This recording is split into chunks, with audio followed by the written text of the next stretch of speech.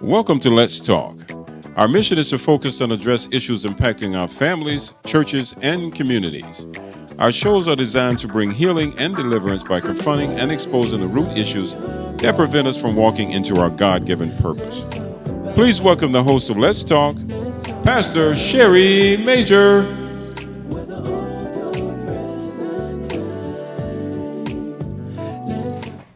Thanks for tuning in to today's show. Today we're going to be dealing with the topic, deep wounds can be healed. My guest is the founder of Sister Capart International Ministries and also the founder and the host of Heal for Reveal Crusade. She's also the founder of and the director of Precious Jewels Mentoring Program for women from all walks of life. She is an author of several books that was birthed from a place of her life experiences.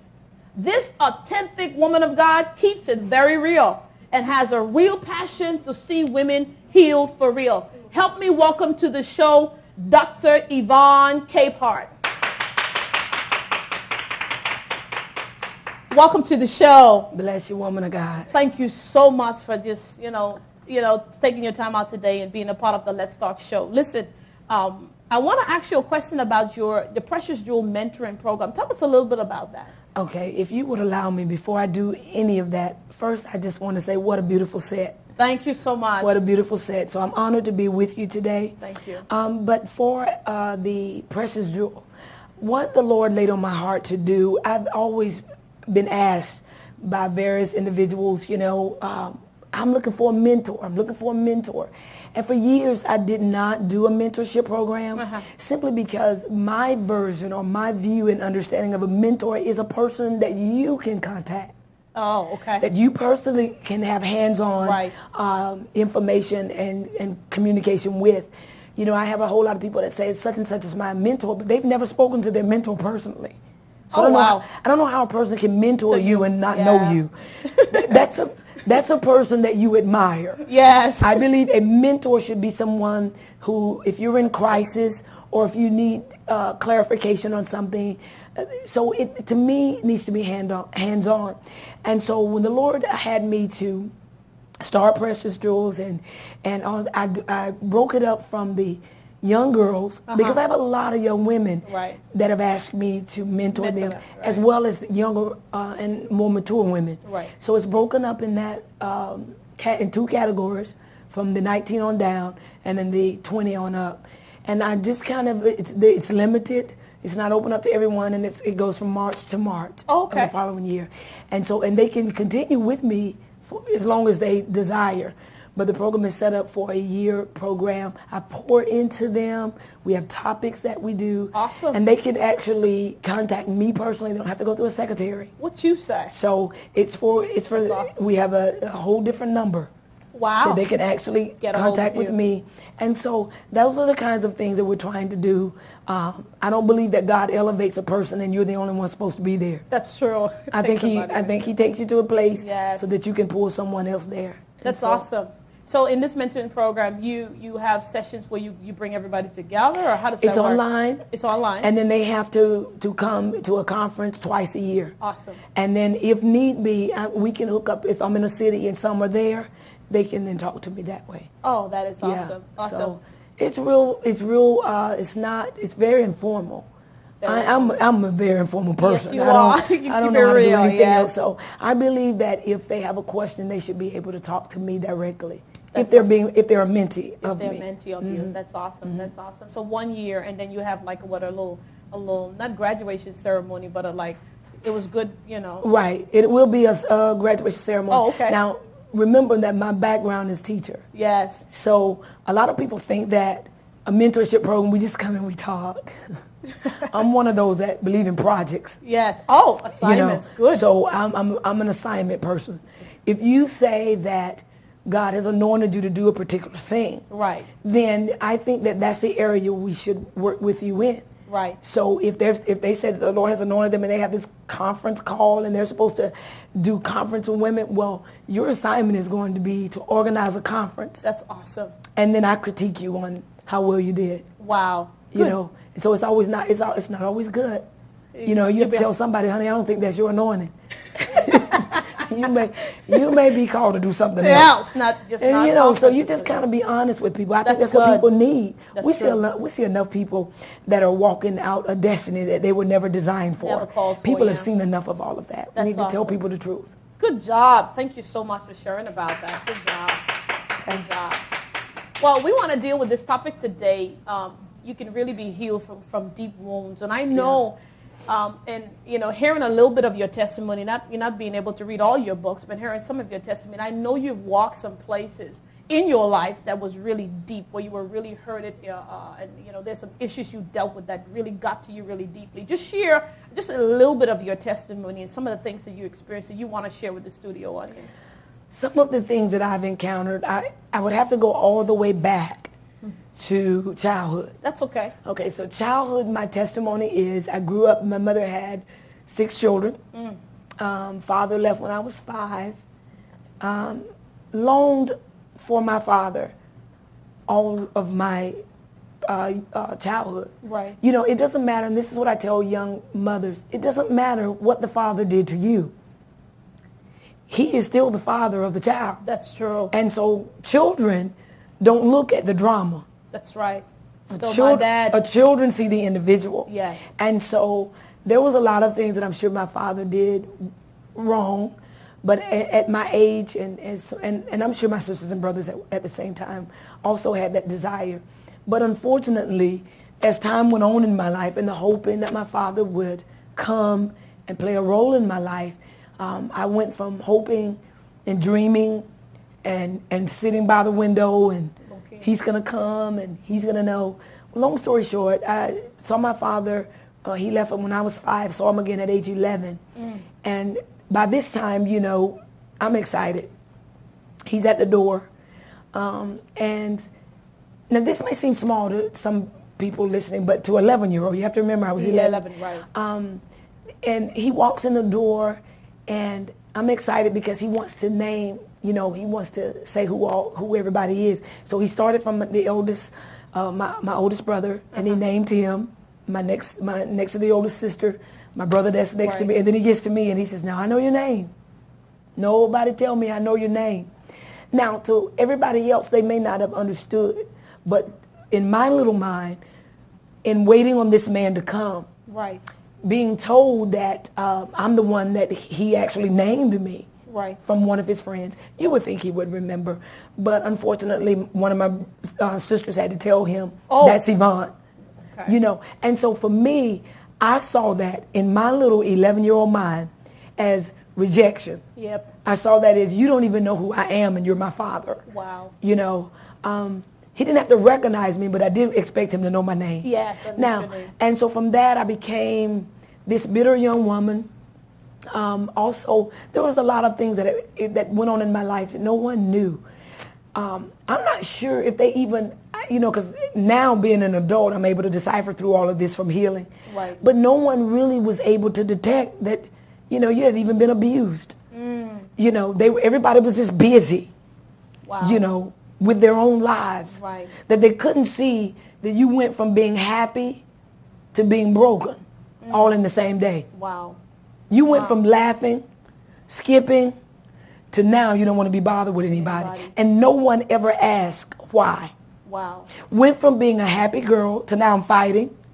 I'm not following directions, and I really don't like anybody. And that was not the way I was. Right. I went from that to being very withdrawn. I went from a whole lot of things, and that came from, I believe, my seeking for a father or seeking for love drove me into the wrong lap. In the wrong lap, right. And I'll leave it like that. Yes. It drove me into the wrong lap. Right. It drove me into the wrong arms. And, no one ever knew, and you got this, and you're like, well, all I wanted was a father. Right. All I was looking for was somebody. And why did this happen? So I went from being broken as a little girl to now feeling guilty. Right. Because I'm thinking everything's my fault. It's your fault. Everything's my fault. And so I continued my journey and never got healed from day one. And so the rest of my life continued. It was based off of that. Let me ask you something. When you were young and at 11 years old and and you experienced that moment, that traumatizing moment. Others might say, that's not traumatizing, but for you it was. That was your father. You were longing for him to come, and he never showed up. What? You were still going to school? Still going to school. No teacher? Nobody took the time to say what's going on? This was the thing. I grew up in a small town. Okay. But, and it wasn't prevalent as it is now to say things are happening to me at school. Ooh, okay. And so I remember finally telling my mother one time about a teacher. And nobody, at this time, that was just taboo. Don't touch that. I was married and had moved away. By the time this same teacher, another girl, reported him. Wow. And he was finally removed. Wow. And my mother called me and said, do you remember when you shared this with me? And everything? And I'm thinking, well, this has been how many years? You know. Yeah. But even going to school, I was always a big girl. Right. I was always, physically, I was always more developed and whatever than some of the girls in my class. Right. And so I don't know if they thought I was a little older than I was. Right. But it seemed that for some reason I felt that I had a sign on my head it was okay to abuse me. Wow. It was okay to hurt me. It was okay to wound me. And so I just kind of thought for all of my life that was just my life. Wow. So I wasn't one of the good girls. I wasn't I never fit in with the smart girls. I struggled with education. Right. I never fit in anywhere. I was a very withdrawn child because I felt that to tell, I can remember trying to tell, but can you just remember, I'm very, I can communicate well today. Yes. I can communicate with anybody. But at my age, I didn't know how to express it. Yes. This is happening to me. Right. And I can remember trying to tell, and then I was told, go somewhere and sit down. Ooh. Grown people are talking. Ooh. Go somewhere, sit down, and take your fast self somewhere and sit down. Well, I'm trying to tell somebody what happened, so immediately I learned early. You don't tell grown people when you're hurting. Oh. You go somewhere and you hide and you cry. Wow. And you learn to fend for yourself. Because if you tell, then you're the one who get into trouble. That's something, yes. And so I learned early that you just cry. And so I just learned to cry. Wow. And just learn to be mean. Wow. I mean, if I felt that you were going to do something to me, I'd rather do it to you first. So I became very aggressive. Wow. So I would fight and just But that's, be mean. You're fighting, and these behaviors were just you acting out because you couldn't release what was really going on. I wanted someone to recognize that something happened to me. Right. And that is the one thing that I prayed for when I got healed and delivered and understood. I asked the Lord. A lot of people ask the Lord for power to open blind eyes, and although God has used me to do that, some people ask God, I want power to get people out of wheelchairs, power to heal people of cancer. That is good to have. God has used me to do that. God has used me to pray for people in cancer leave, tumors fall off. Right. I asked the Lord, give me the spirit of discernment, that if I walk in a room and a child or a woman is being abused or broken or they're hurting, let me see past that little fake smile. Let me see past all of this wall that is built up right. to say, I've looked at women and they'll tell me, oh, I'm okay, everything is wonderful. And I can look at them and say, you're not wonderful. Wow. You are a broken woman and you're crying yourself to sleep at night. Wow. Let me walk you through your healing. Let's and then they'll just wow. burst out crying. Because they just need someone. I call it in my book, The Secret Club. Yes. Because you never tell anybody that you're in the club. And you'll only know that they're in the club if you know the signs of how you got in the club. Exactly. So it's a broken club of abuse. Yes. That we don't, it's secret. You don't go around telling everybody I'm being abused. But the only person that can recognize this is another person that's been abused. The person who walked there. Look into that camera. Do me a favor. This is interesting that we're going to segue here. Because there is I believe there's a lot of young girls that may be going through what you walk through, abuse, rejection, whatever their situation is. But their parents don't know how to begin to identify that something is wrong. Look into that camera and talk to parents and tell them what are some of the signs they need to watch for and not brush off and say, go sit down your fast self, but actually deal with it and confront it. The first thing that I would say to a parent is not to wait to a crisis to communicate with your child. That's good. Because if your child does not have the door open to communicate to you when things are well, they are not coming to you when things are a mess. That's good. So you need to make the atmosphere with your child to communicate. It does not matter what it is they're going through. The first person that they need to run to is always their mother and father. And the door needs to be there. You need to let them know ahead of time before crisis hit that no matter what they share with you, you are not going to fall apart. You won't blame your child, even if they make a mistake. You have to give them the reassurance that you have enough love for them that even if they make a mistake, even in the situation of abuse, that you will love them still, even if they get scarred, even if they're hurting. You love them enough that no matter what happens to them, their life isn't over. Because when a child is hurting, parents, the first thing that they feel is that their life is worthless. So you have to be the voice that they hear of hope. You have to be the voice that they hear of healing and not criticism. You have to be the voice that they hear of deliverance and not destruction. Your voice is the key voice of their breakthrough. If they hear from their parent that they're worthless, they will hold that for the rest of their life. It doesn't matter what anybody else says. If mother says it's over, then that child will leave with that broken spirit. So I challenge every mother, every father. And this is another thing that parents don't like to do.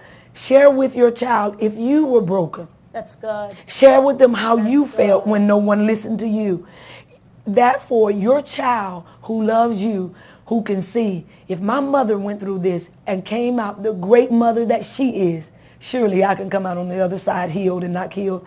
So this is what you need to share with your parents. It's okay with your child. It's okay to tell your child how your life was so that they can see an example of hope and healing. That's good. That's good. Thank you so much for that. Wow. So let's continue the story. So as your life went on, you never got healed from this little girl, 11 years old, experiencing the rejection of a father. Yeah. And talk to me. What else transpired because of this root place? There was several encounters I had with abuse. Mm-hmm. Several encounters that I didn't really talk about until I was solid adult. Wow. Not early adult. Early adult, I was continue wearing a mask. I entered my marriage broken, was nowhere near ready to be a wife. My God. I was not ready to be anybody's wife. I was not ready to be anybody's mother. My life was too, really when my husband married me, he married me, I think, because I was cute. I don't think he knew what he was getting himself into, but thank God he loved me enough to stick with me. Hold out. Because broken people break people. Yes, true. And hurting, that is one of the most truest statements I've ever heard. Because I can remember my husband would say one little thing.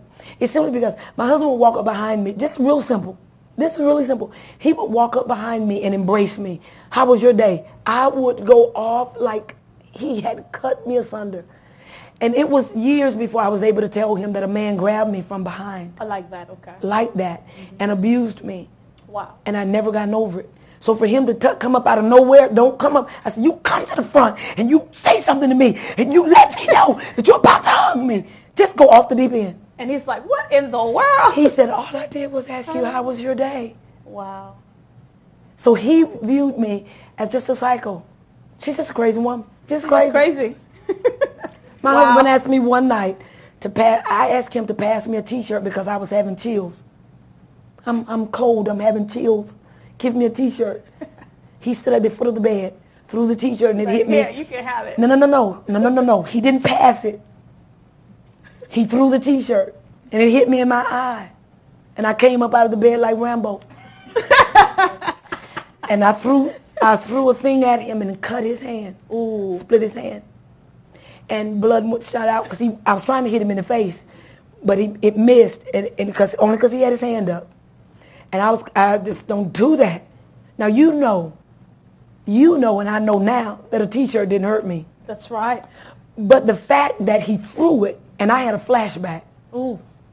I just had a flashback, and I completely lost it. And when he said, honey, I'm bleeding, and I think I'm going to need stitches, I said, drive yourself to the emergency room. I'm not driving you anywhere. You had no business. I mean, just total gone. And so I said, I'm not driving you anywhere. I laid back down in the bed. He went to the didn't take emergency the man room. to the No. I didn't take Did him you anywhere. feel sorry when he came back? No. Didn't feel bad at all. Shouldn't have threw the flesh. T-shirt at me. You shouldn't show. Oh, the T. I was broken. Did it hit? Did it hurt? No. It was the fact he threw it. I know. And I had a flashback of being abused. Yes. So it wasn't he did nothing wrong. Exactly. And it wasn't until, I would just go off the deep end. I would throw stuff, yell at my kids. I would beat my children, just do anything because I was hurting. You're wounded. So you literally, everything your life, you were living your life from the place of your wounds. Yes. Your response. This is why I could go in a room, I could go on anybody's job. I could walk in a job, and I can tell you every person in there that's not healed. Wow. It'll be the one that is not getting along with the co-workers. It'll be, well, I don't like her because of this. It has nothing to do with your co-worker. It has something to do with that you have not gotten healed from. That's awesome. I can go in any church and tell you who's healed and who's not healed in a church. It's going to be the one, I don't want to sing that song today in the choir. It has nothing to do with the song. They won't agree with anything. Oh, wow. It's because they're not healed from a place in their spirit. My Once you get healed, you don't care what they sing. You don't care what the agenda is on the job. You go with the flow. You go with the flow. When your heart is healed. Wow. But when your heart is not healed, you are the most difficult person to deal with. Wow. Yes. Yes. And I write about all that in the book. Because when your heart is healed, things don't bother you anymore. Right. My husband went to the emergency room and had to get stitches. And the nurse said, well, how did this happen? He said, my wife did it. So the nurse steps out of the room. Now I'm at home. She steps out of the room to call the police on me. And my husband always remind me today, because we've been married now 27 years, he said, I could have had you locked up. And he could have. He could have had. Here I am in a fit of rage. Yes. Just a fit of rage, not being healed, could have seriously hurt him. True. It could have gone from his face to his heart in a second. It could have cut him in his vein. He could have bled to death. Right. All because I wasn't healed. I believe that a lot of people that have split seconds of violence never meant to hurt people. True. It was I want somebody to see that I'm broken. But in a split second of rage, anger took over what your pain couldn't do. That's true. Wow. Wow. That is amazing. That is amazing. Talk to me about, at some point, in your marriage, so now you're married, and when did you started your journey to healing? What made you get to that place where you just said enough is enough? When I realized that people didn't like being around me. Oh, wow. So you stood in the mirror and said, it's me. When I realized that my not having friends had to do with me and not people. I blamed everybody. Oh, they just don't want to be around me. It's just me, I'm okay. They're the ones that's the problem. And one day, in the fit of one of my rages, just totally gone. Just screaming to the top of my lungs because my husband didn't wash the dishes or something was down. You didn't put the glass up. Just going off the deep end. Screaming to the top of my lungs. Screaming. Kids hiding because they don't know who this woman is. They're sick of her. They always came out when they knew it was mommy. When the other lady left and mommy came, the children would come out of hiding. Wow. And this particular day, my husband's a real calm man. He just kind of grabbed me, put me up against the wall a little bit. He said, listen, stop making me pay for what another man did to you. My God. He says, you have made me pay long enough. Jesus. And I just started crying. Tears began to flow. And I realized I was making him suffer. I was making my children, I was suffering. Yes. And I went in my bathroom, and I'm not going to start crying today. I went in my bathroom, and I said to God, you're going to have to help me. Yes. I'm going to lose everything I have. You're going to have to help me. I had hid it long enough. I would only act out that way in the comforts of my home. Everybody else thought I was sweet. I wouldn't lose it. But see, people close to you know if you're healed. Yes. They know, they should. They may not know what happened to you, but they know something not right. Yes. And I went in that bathroom, and I sat on the floor of my bathroom, and I said, God, you are going to have to heal me.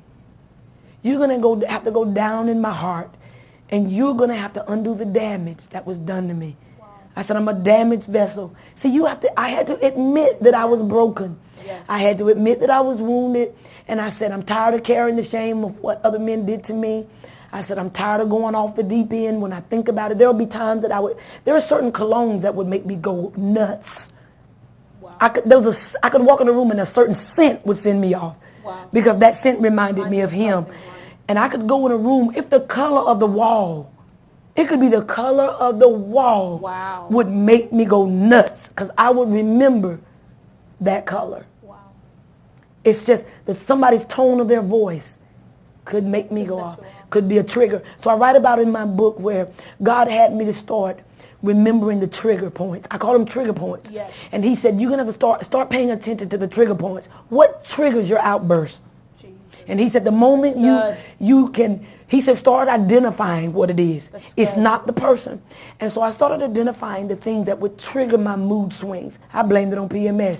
My husband said, okay, now how many PMS you going to have this month? Wow. And so I had to stop blaming it on hormonal imbalances. I had to stop blaming it on people. And I had to start blaming it on my pain. Wow, that's good. And when God had me to focus on my pain and my shame, he said, stop wearing and stop owning the name of your shame.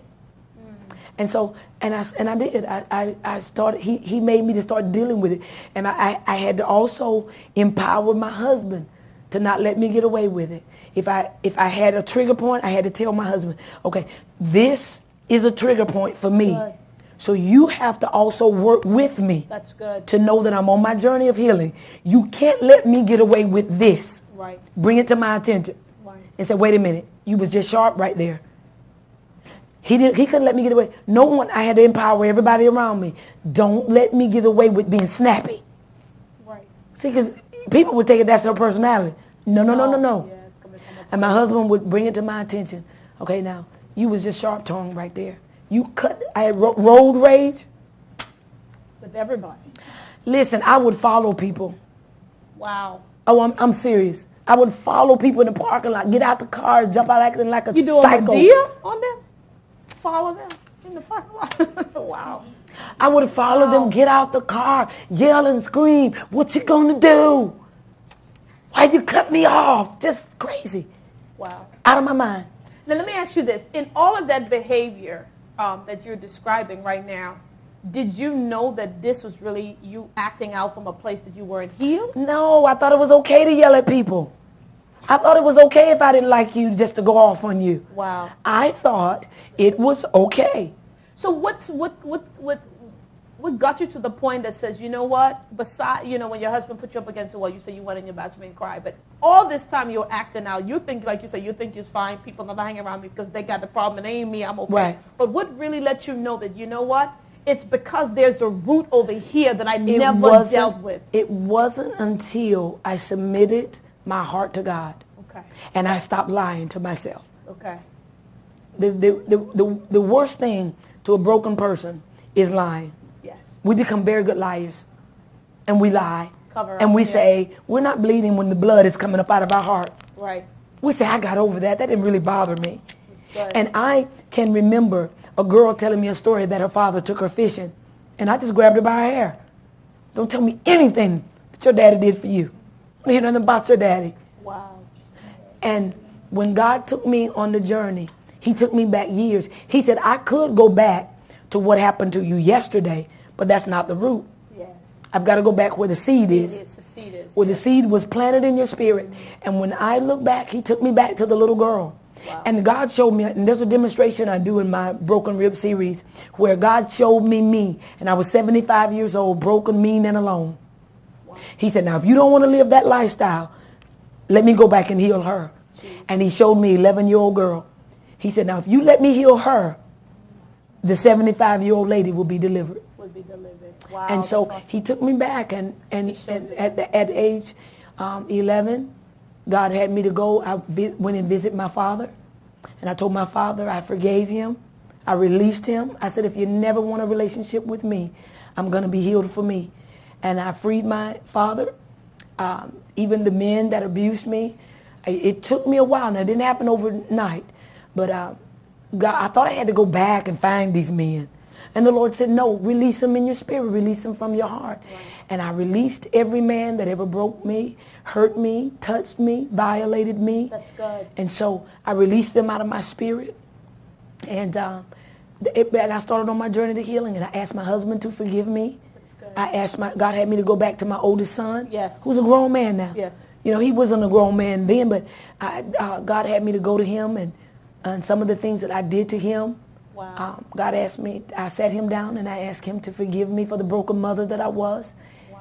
And he forgave me, and that started my journey. That is so awesome. That is awesome.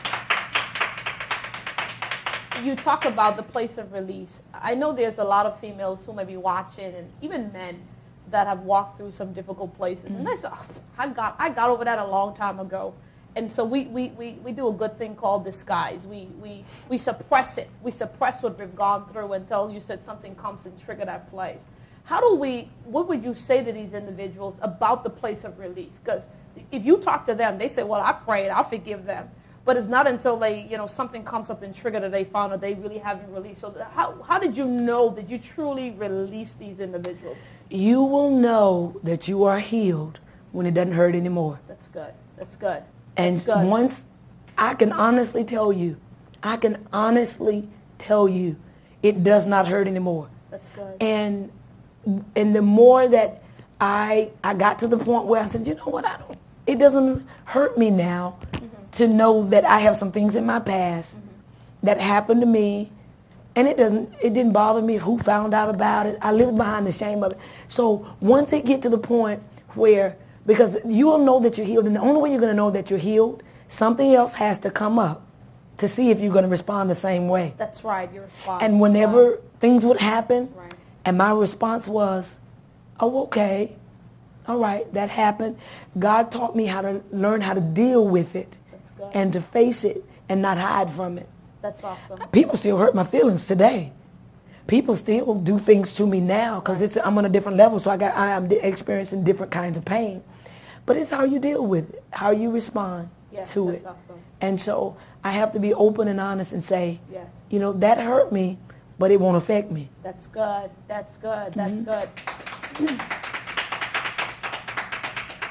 Listen, if you're just tuning in with us today, we're dealing with the topic, deep wounds. You can be healed from deep wounds. Talking with Dr. Yvonne Capehart. Listen, stay close. We'll be right back. Amen.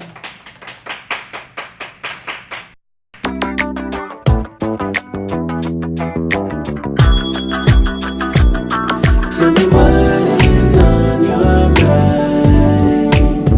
Let's talk about it. Let's talk about it. Whether old or present time. Let's talk about it. Let's talk about it.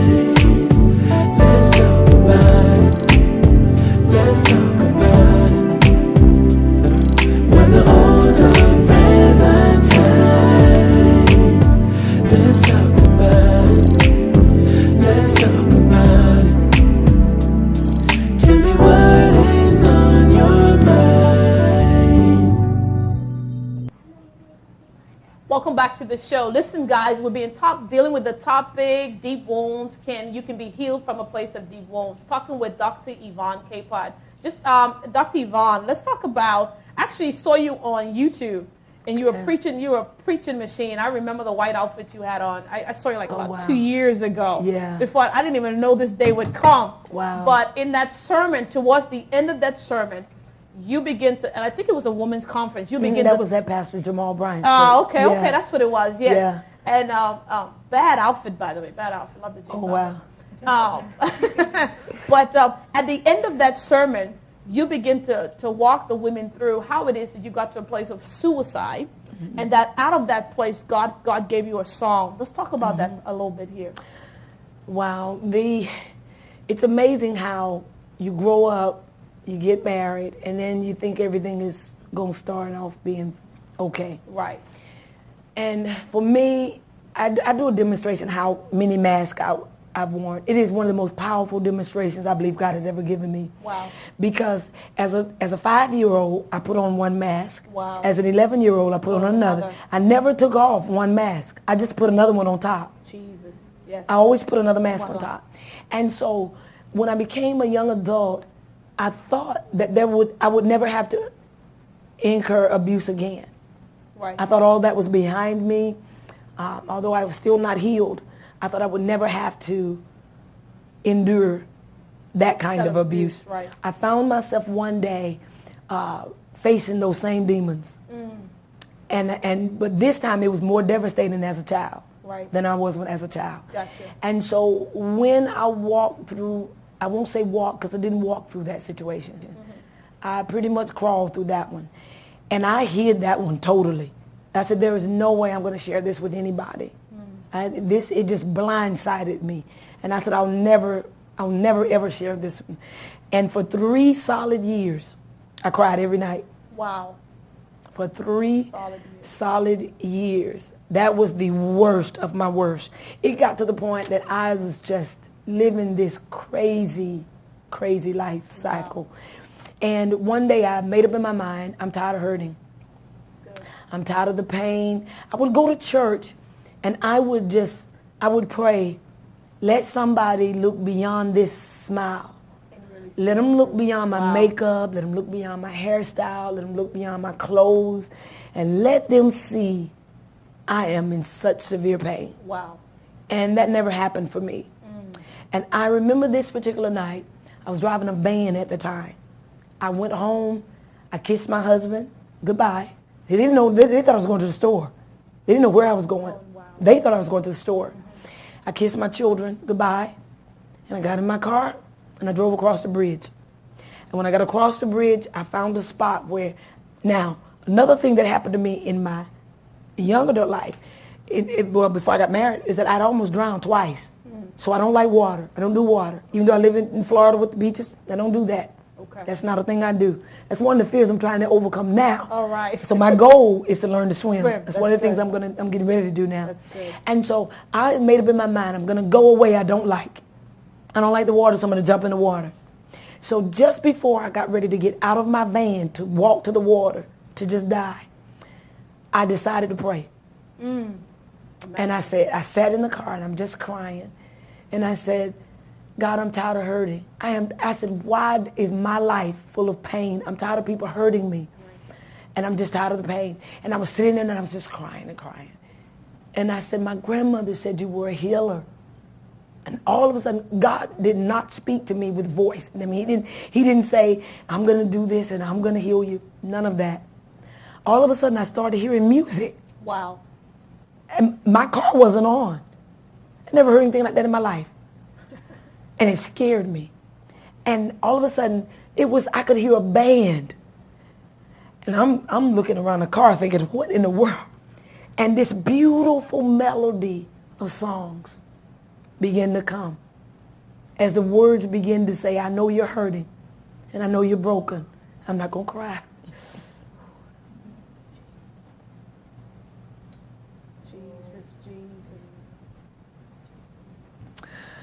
But I'm going to carry you through it. If you lean on me and if you trust me, I will take you through this dark day. And all I can say is at that moment, I wanted to fight to live. Wow.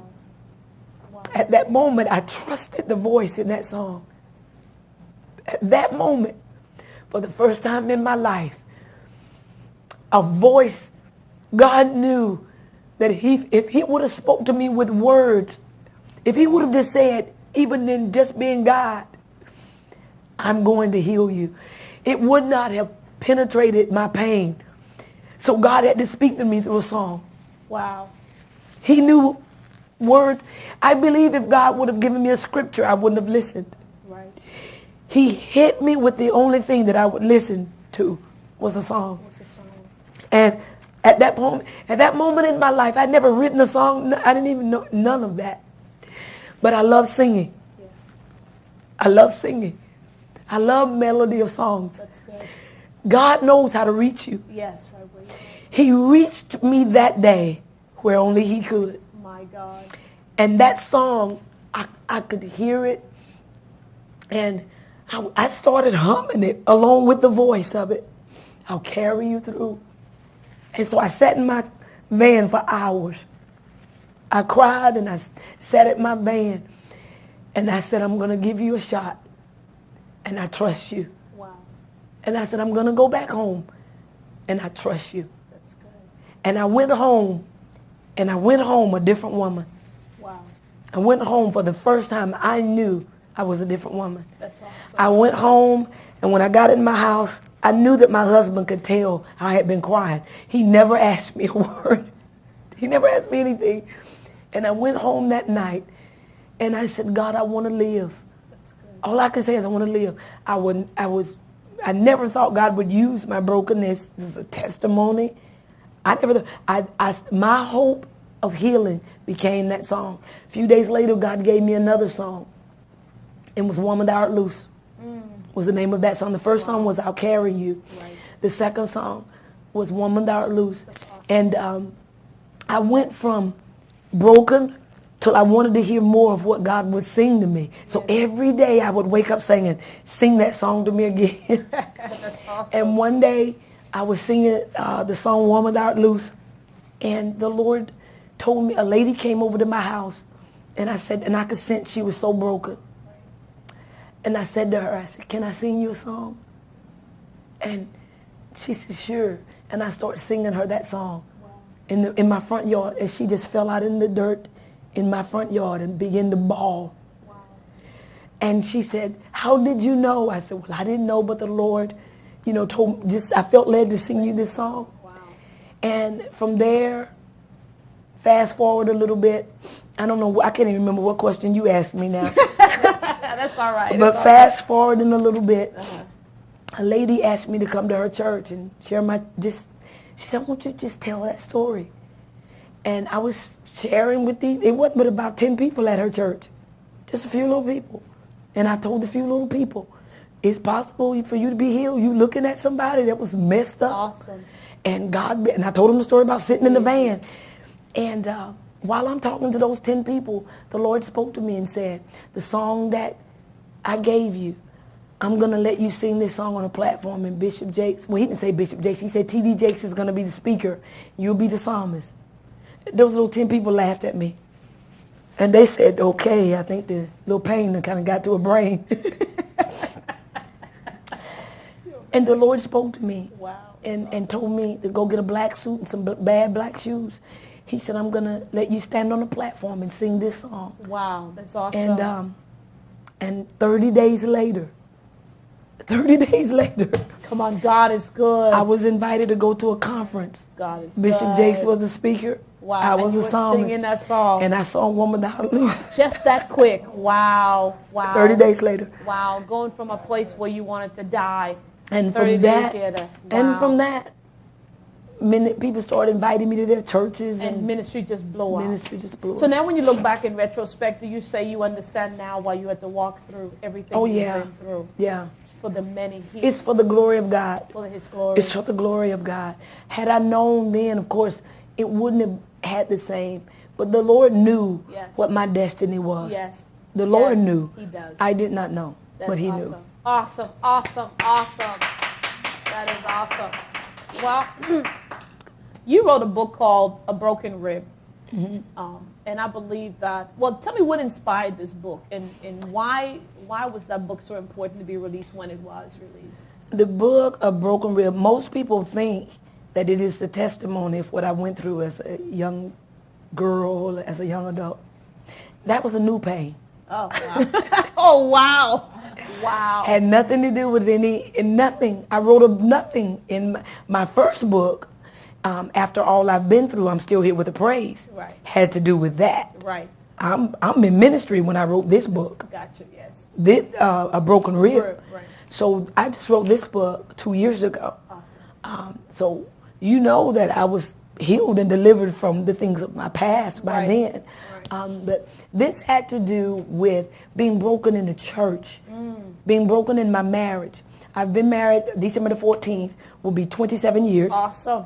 My husband is my pastor, and my journey is I found myself in a place in ministry where the church that I helped birth out. You know, I was getting beat up in the church, literally. Beat up in the church? When I say beat up in the church, I'm talking about, you know, people walking up and saying crazy things, and I'm not being defended. I'm not.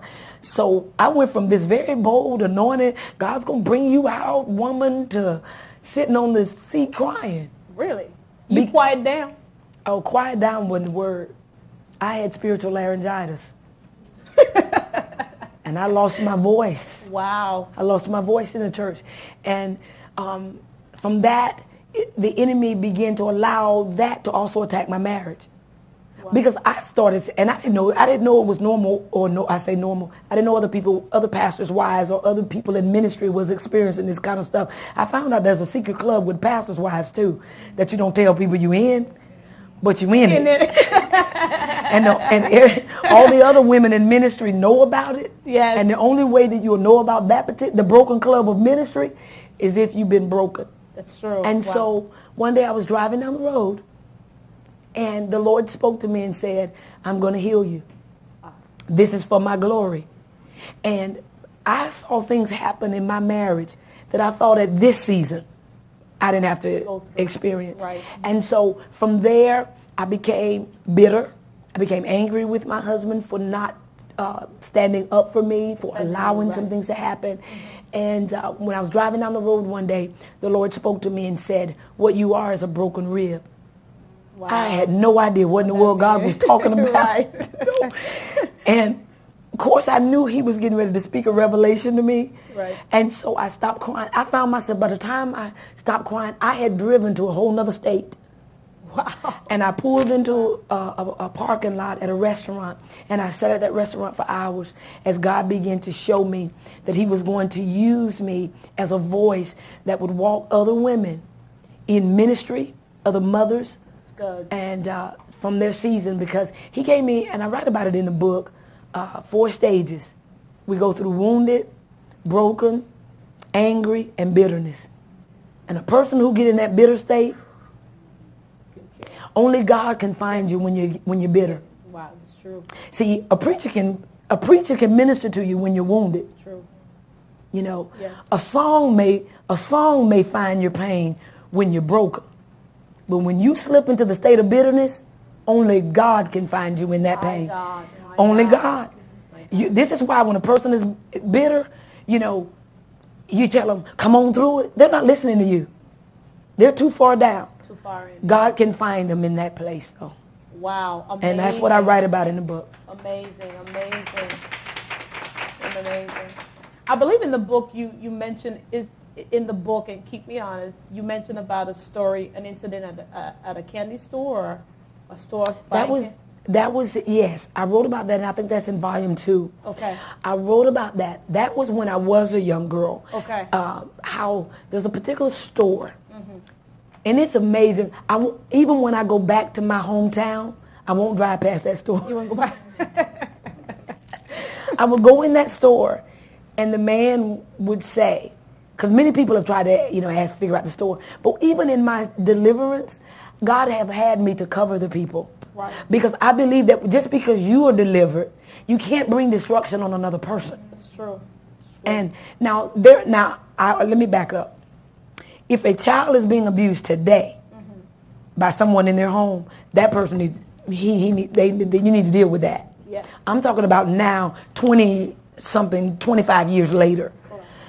God's thing for me was to get delivered. I was not to go back and drum up anything and ruin somebody, at this season in my life. Yes, now, if I'm 10 years old, somebody needs to do something. Yes, yes. But my deliverance came as a grown woman. So God never pushed me or released me to go back. Now, that may be somebody else's story that they need, but for me, I needed to be healed. And that's the only place I wanted God to do was heal me. I didn't have to face anybody. So the store, I would go into the store and to buy my little candy. And so the owner told me one day, he said, if you let me, I don't know if I can say this on your show, but in the... Touch what? No. Yeah. No. He said, if you let me touch you up here, Uh-huh. I will give you all the candy you want every time you come in. Wow. Okay. And so, remember, I'm poor. So a dime to me It's a lot of money. was like now lots of money. Right. And so I would have a quarter or a dime some days, and he would say, I'm going to let you keep your dime. I'm going to let you keep your quarter if you let me touch your breast. Right. That's what he did. And so I'm a little girl. I don't know any better. I didn't even know I had them. They were right there. No. I mean, to me, I got you. I didn't understand. Right. I wanted candy. Right. That's it. I wanted the candy. I came to get candy. Wow. And I found myself going to the store to get candy. Every day. And it went on and went on. And it went from there to one day he said, okay, I'm going to give you $20. So I'm thinking, okay, now I don't even have to come in the store with money. I'm getting money now. Wow. And I realize now that there are so many women now that I look at that have gotten into situations, stripping and prostitution and things like that, that getting candy, Yes. Wow. starting off with candy, Yes. started them into a lifestyle. I realize now if God hadn't pulled me out, that prostitution and other things like that would have been my plight. But God intervened, because I would go and I'd have $20. Wow, I'm poor, but I got $20. I was buying other children candy now. So I became the one to buy children candy. I never told anybody where I got the money from. Okay. But when I started realizing something's not right with this, that's when I know I just started avoiding the store, and till this day I don't go by that store anymore. Wow. Till this day I don't go by. This is why God has anointed me. I make sure all the little children in my church whose mother can't afford to get them certain things, I make sure I buy it for them. That's good. I don't ever want a child. It's like we take cell phones for granted. We take iPads and we take nice clothes to a poor child who has to sit on the pew and watching everybody else parade around with food and with clothes, and they have little holes in their shoes. And we testify, and look what God has given me, and I'm able to do for my children. But to a broken child who doesn't have that, True. they can't grasp that testimony. That's true. You're right. And so for me, in the ministry that we have, I make sure children have candy. That's awesome. That is awesome. That is awesome. Talk to me in the book. You said the 4 stages, and the last stage is the stage of bitterness. Share with us the mindset you were in when you were bitter. The mindset of a person who is bitter, they don't listen to anything. Their whole life becomes their pain. They get up in the morning with it. They lay down at night with it. They're not able to get that release in church. Now, they'll still come to church. The enemy never told me to stop going to church. But what I did was, while I was going to church, I made everybody miserable in church. Because I wanted to control the environment of pain, since I couldn't control the environment of purpose. That's good. That's good. So I sat there, and I wanted everybody to know I'm hurting. And that's probably a little spirit of Jezebel somewhere in there too. and so in the midst of that, because I believe that Jezebel was a bitter woman. Yes. If Jezebel was here today, because what I would find is people lash out before you lash out at them. Right. And so when the Lord started showing me in that, I won't give it away. Well, I guess I can. I'm doing an interview of what God winded up doing in this, which blew me away. Blew me away, literally. In the midst of my pain and my walk of healing, after the Lord told me, I'm going to use this season of brokenness in your life for my glory. I said, I don't know how you're going to get any glory out of this mess. He said, I want you to write this book, Broken Rib, Deep Wounds to Heal. I started writing the book. 6 months into writing the book, a major incident happened within my marriage. My husband, I took my manual, I put it away. I said, I'm not finishing this stupid book. I'm not writing a book on healing. I'm not healed. I'm angry. So I put the book away. Told the Lord I'm not finishing it. What happened was, God had a situation that happened where I had to raise my oldest granddaughter for 2 years. In the midst of me taking care of her, being Nana, wounded, mad at my husband, barely speaking to him. 2:30 in the morning, my granddaughter woke up. I don't know how much time we have. Go ahead. My granddaughter woke up and she said, Nana, I want something to eat. Now, I'm a good Nana because I protect I have little girls. My grandbabies are girls, so I'm very protective. And so she said, I want something to eat. I got up at 2:30 in the morning to fix her something to eat. She started off, I want a hot dog. I fixed her a little hot dog. She said, I don't want that. And then the next thing she wanted was some chicken. She didn't want the chicken. And then so by that third time, I said, you're going to eat whatever I fixed. And so she looked at me, and her face just went from being this little girl till she started talking. And these were the words she said. She said, Nana, go to the garage. That's it, 2:30 in the morning. And then she said, go to the garage. Look, with a force that I had never seen from this child. She was a little over 2 years old. I went to my garage. I opened up my garage door. I didn't turn on the light. She said, Nana, look at Pawpaw's shoes. And I said, okay. She said, do you see the light in Pawpaw's shoes? And I said, no, baby, I don't. She said, but it's a light in Pawpaw's shoes. She said, there's a light in his shoes. And so then after I didn't see the light in my husband's shoes, she said, close the door, Nana. I closed the door. She said, go to your office. I have an office in my house. She said, go to your office. I went in my office. She said, you sit down because I'm going to preach to you. What you say. That's good. I kid you not. The Lord is my witness. Wow. That little baby, she said, give me a pencil and a piece of paper. That's how she said it. Because the pencil was her microphone. That's good. She turned that pencil up to her mouth. Wow. And she said, Nana, God told me to tell you it's possible. Wow. It's possible. Wow. It's possible. And when she started saying it, she got forceful with it. And I could feel the Spirit of the Lord coming upon me. And she was standing in the front of my desk, and I was sitting behind my desk. And I said, Jordan, why does God keep telling you to tell Nana it's possible? That little old thing left her little podium, which was a little stool. She left her podium, got her little pencil microphone, walked around me, got on her knees in front of me. And I had my hands on my desk like this. She said, him told me to tell you it's possible. I said, why? She said, because him said you doubt. Wow. Him said you doubt, Nana. And him said it's possible. My God. I fell across my desk. I fell across my desk. And when I fell across my desk, she said, Nana, I'm sleepy. She came back to her little self. Wow. She came back to her little self. And I sent her to bed, and I stayed in my office. And the next morning, when I got up, now the little prophet was laying in there asleep because she done kept me up all night. She was asleep. And I got up. That's good. And the Lord had me to go get my manual out. I went and got my manual out. Wow. And I looked at the very last thing I wrote in my manual. With God. All things. All things are possible. Are possible. Yes. I sat at my desk. I have a table in my kitchen area. And I was sitting there that day. And I called my husband and I said, whatever you're doing, come home. I said, I need to share something with you. And then I told him what my granddaughter had told me. And I shared it with him. My husband and I sat in my kitchen and we cried.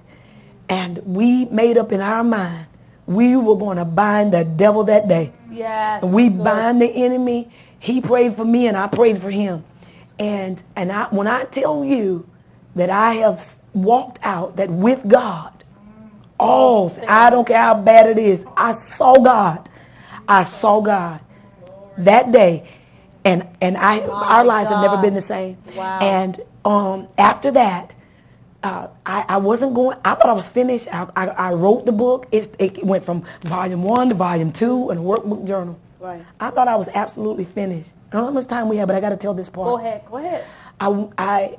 I had a new refreshness in ministry, I had a new freshness in my voice, I had a new freshness in my heart. And I shared with only one person on the planet other than God one thing that I needed God to do for me to seal the deal. Only one thing. And I didn't really know if God was going to do it or not. I just asked him. And I backed off of it. I was out of town preaching. I flew home on a Sunday morning. And I'm sitting there. My husband preached that Sunday. And when he finished preaching, he said, I need for Dr. Capart to stand. And I stood up like a zombie because I had a little attitude on me. Like, if he's going to embarrass me today, I'm just going to show out. I'm tired of being hurt. I'm tired of being embarrassed. I'm tired of the drama. So I stood up and I looked at him like this. You show out today, I'm going to show out on you. What is it? Just an attitude. Yes. And my armor bearer tried to stand behind me. I said, get away from me.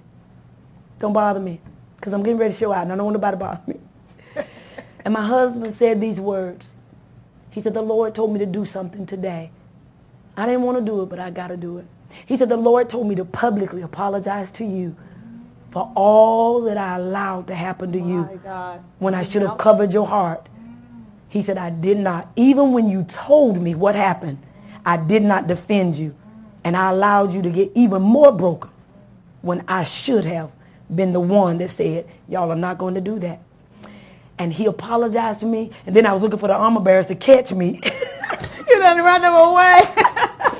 And then he said, the Lord told me to get on my knees before you and ask you to forgive me. My God. And I said, I forgive you. And I'm just crying. And he said, the Lord told me to do one more thing. And I'm like, what else can God? I forgot the other thing that I had asked God to do. Wow. I had asked God to allow him to ask me to marry him again. What you say? Awesome. And he said before this whole church night, we have people that don't come to church sometimes, but Christmas and Easter, they were there that Sunday. And it wasn't Christmas and it wasn't Easter. Church was packed. And he said, will you marry me again? Wow. He said, because our vows need to be renewed. And that Sunday he asked me to marry him again. And so I'm telling you, I saw God do what only God could do. Wow. Amazing. Come on. Only God. Amazing. That is amazing. Truly Only amazing. God. My God. Only God. Only God can do. Wow. Wow. This has been a tremendous interview. You've just been a tremendous. I don't even know where to go from here. Where do we go from here? Wow. You just leave me in awe of what God has done and the places you have walked. Talk to me a little bit more just before we wrap up, because we're at that point where we're about to wrap up, and I want you to, to give your final words to the women and men that may be watching that is dealing with hurtful places. But talk to me a little bit more about some of your other books. You did A Broken Rib. What else? Oh, wow. Every book that I have written, and I think I've written 6 books, and I know the Lord has told me to write the 7th book. But every book I've ever written has come from somewhere. I just can't sit down and just write a book. It's just, it has to come from something. My first book was out of all that I've been through, I'm still here with a praise. That was from what happened as a child, in my childhood. Second book was Drawn to Destiny. This is when God called me into the ministry. Yes. The third book, Spirit of Assassination. Now that book, I did not want to write that book, but I had joy in writing that book because I was literally thrown out of a church. I mean, when I say thrown out, I mean escorted out by the police. The people called the police on me, and I'm the guest preacher with my flyer with my picture on it. I had preached the night before, and I only preached a message entitled "The Watchman on the Wall," where if we as watchmen get on a higher wall and stay there, and the watchman, the Lord told Ezekiel to cover the city. Yes. Don't let sin in. Don't let the enemy in. Cover the camp. Yes. That's what I preached. So the next morning, I wasn't informed that I wasn't preaching.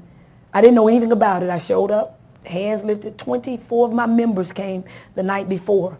that I preached on that Friday night. This was a Friday night. I was scheduled to preach that Saturday morning. The Holy Ghost spoke to me, told me to send all of my members home. I just said, okay, including armor bearers, go home. And I didn't understand it. They said, well, we're going to call pastor, whatever. And I said, the Lord just said to everybody, go home. And I sent them away. And that next morning is when all of this happened.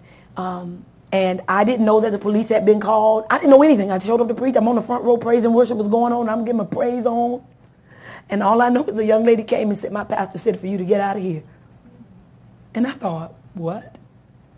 And I said, well, sweetheart, I said, your pastor's invited me. I would think that let them tell me, not his secretary. Right. I think they owe me to tell me why. I don't mind. Wow. And I said, I don't mind preaching because I don't have to preach, but I would still like to stay for service since I'm here. She said, no, they don't even want you in the building. So by this time, the pastors walked out and, no, I'm sorry, the pastor didn't come out first. He sent about 20 men to then remove me. 20 for you? Listen, this was at a leadership conference. A leadership conference. So nobody was there but leaders, pastors. Right. And I preached in many of these pastors' churches. I never understood it until later. Of course, God always has a plan. Long story short, the men told me to leave. But the Holy Ghost said, don't move. I didn't know. I'll tell you why. I stood there on the front row like this. And I'm thinking, leave? You all are around me in a circle. And I was just terrified. And the Holy Ghost said, don't you move and don't you say nothing. I stood there. I didn't move. I didn't say anything. I was just terrified. Long story short, by this time the pastor and his wife come out. And the pastor, they started this praying, and they said they was commending me to the pit of down there. They used the word. And they said, we sending Yolanda back to the pit where she crawled out from. Those were their words. And they sent me to the pit of H-E double hockey sticks. That's how I said, because the way that they use it, I won't use it that way. And wow, I lifted my hand like I was in class.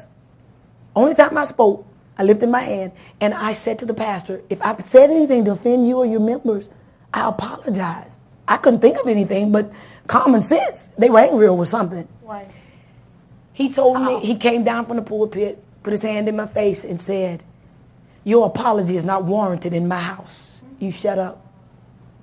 You are not permitted to even speak. And so I said nothing. This is when I realized that the police was there. When he yelled, come and get her. Well, I'm thinking the 20 men standing right there. Who else is coming to get me? Wow. 20 men there. And then 2 police officers came down and said, come go with me. And removed me from the church. I later found out 2 weeks later that a call went into the police department, because I called and found out from the police department what call was made, what in the world were they told. And the police officer told me that once they got there that they could tell that apparently somebody had lied, because the call came in that there was a woman so disrupted they couldn't have service. But if you have time to let me just tell you God. Wow. That Friday night that I preached my little word, went on Saturday morning, I showed up to the church, same church. A lady, as I'm walking down the aisle, as the police said, follow me. This is the second time I think I've told this story on air that I know I'm being taped. I mean, I've told it before. A woman got in between me and the police officers as we were walking out of the building. He told me not to say anything. I thought I was under arrest. So you don't just, common sense, you just obey the law. Right. And so I'm walking out, but a lady jumps up and got in between us. And I'm thinking, oh God, lady, I'm trying to obey. Get out of the way. When we got outside, the officer told me to stand right there. He had me to stand. She took the police officers around the building, and I'm thinking, here come another setup. Oh, wow. I couldn't hear what she was saying, and I'm thinking, oh, I'm going to jail, or I'm going to get shot in this city. Something crazy is going to happen to me. Let the blood of Jesus cover me today. Wow. And then they come back from around the building, and he says, leave and don't you come back. It was almost 2 months later. I'm preaching at another church, and a lady comes up to my tape table. She says, how are you? I came here today because I heard you were going to be in this city. God bless you, woman of God. And I shook her hand. She said, but I know you don't know me. And I said, she said, but I came here just to let you know And I'm thinking, who is this lady? She said, I'm the lady that got in between you and the police officer that had on the jogging suit that day, that took the police around the building. She said, I came here to tell you something. She said, that Friday night I was in the building when you ministered. I was not scheduled to be there Saturday morning. She said, but at 3 a.m. in the morning, the Lord woke me up and said, go back to that service. She said, well, what you don't know is I'm a police officer. Wow. She said, and I was in that service that night before, and when I saw all of that happen, I told those police officers, this woman had did anything but walked into the church and lifted her hands and started praising that this was a setup. Wow. And she said, I didn't find that out till 2 months later. Wow. All of that. But what I can tell you is a week, 5 days before all of that incident happened, I was preaching at another church. Total stranger came in and told me to buckle my knees. He had asked the pastor, I know I'm kind of running along here with it. No, you're good. She had asked the pastor where I had, this man, total stranger, asked the pastor where I had ministered if he could say a word to me. Over the microphone. I'm thinking, now this man just walked into the church with a jogging suit on. Total stranger. He stood up after I ministered. He said, I've never heard anything like what I just heard. He said, but while you were preaching, he didn't say the Lord. He said, something told me to tell you to buckle your knees. You getting ready to go through the hardest thing you've ever gone through. And it's going to come from within the church, from preachers. Wow. He said, lady, I think he said, girl, if you don't buckle your knees, this is going to take you out. Wow. He said, but if you stand strong, God's going to use you.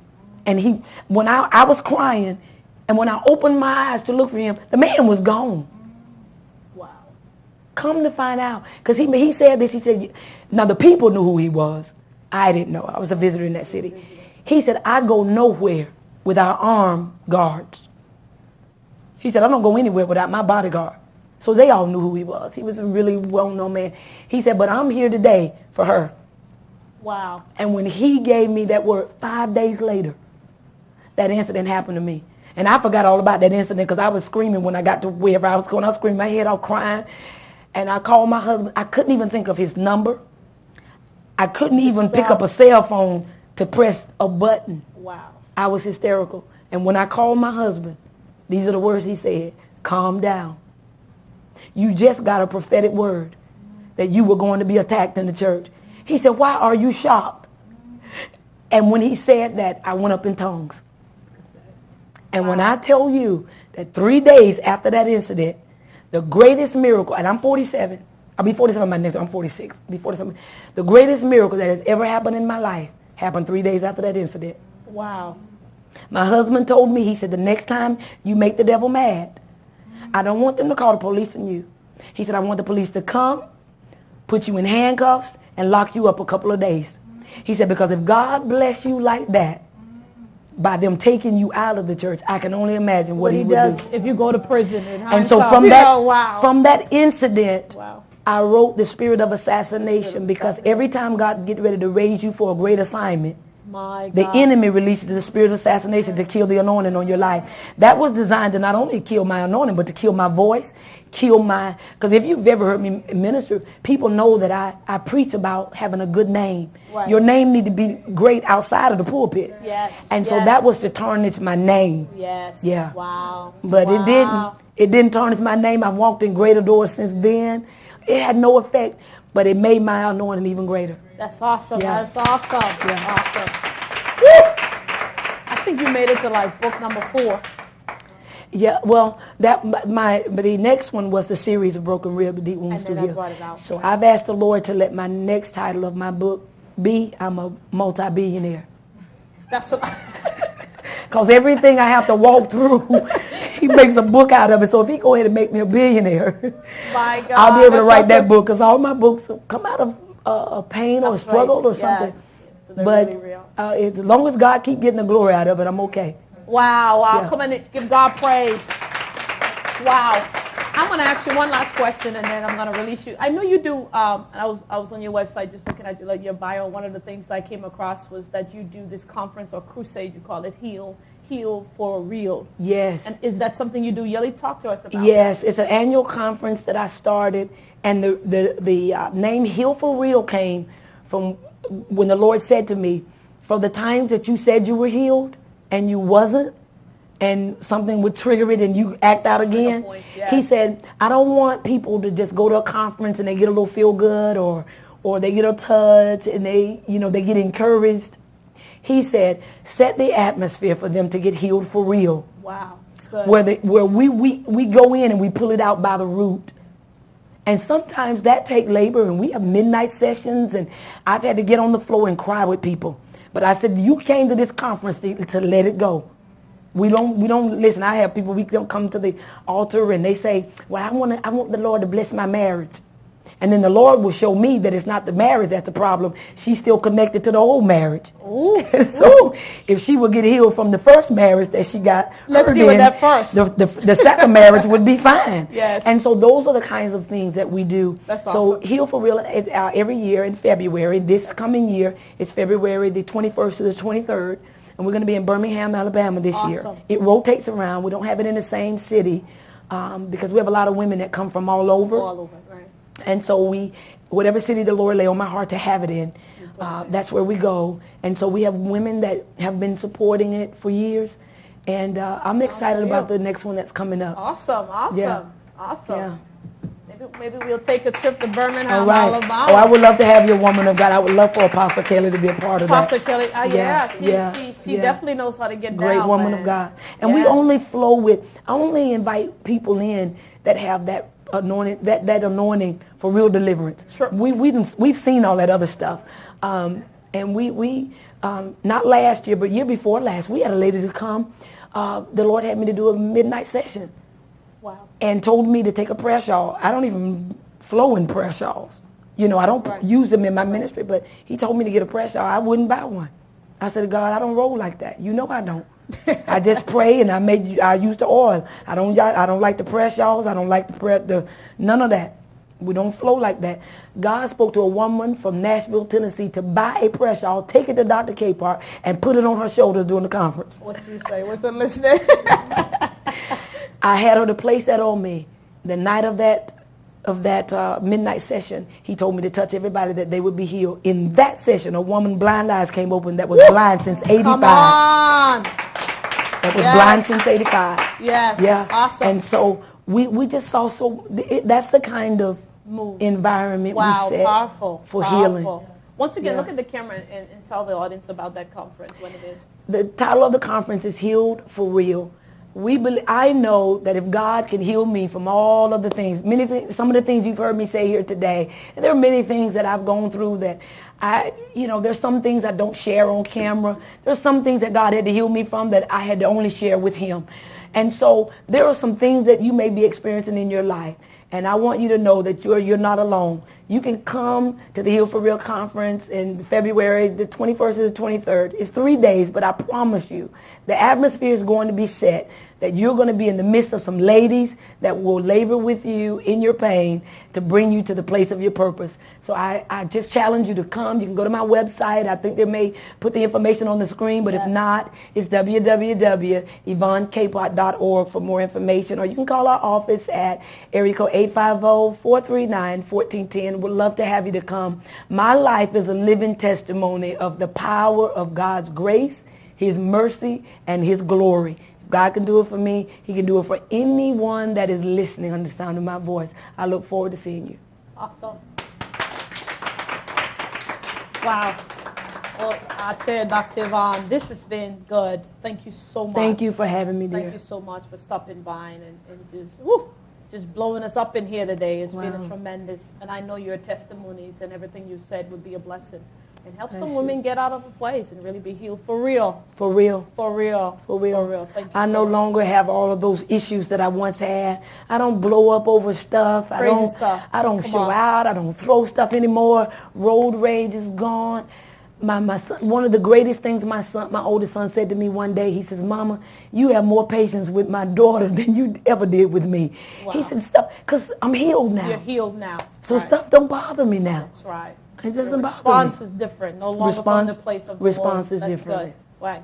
Thank you so much for tuning into today's show. Until next time, always put God first, and all else will follow. Find out. Thank you for watching today's show. If you'd like to request a copy of today's show, please contact us at 813-971-5372. We would love to hear from you. Please drop us a line at letstalkshow@verizon.net or subscribe to our Facebook page and leave a comment.